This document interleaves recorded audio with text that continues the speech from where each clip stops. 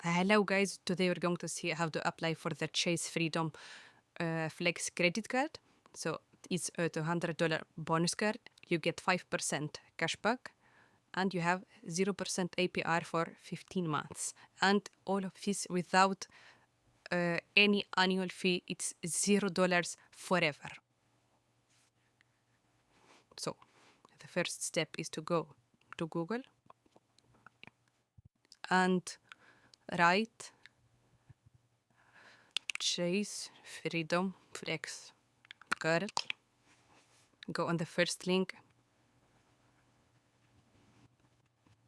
and then wait a little bit and then click here on the apply as guest. We wait a little bit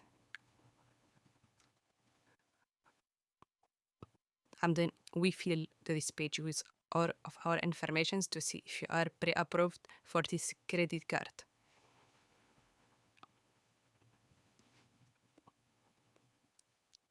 Thank you again.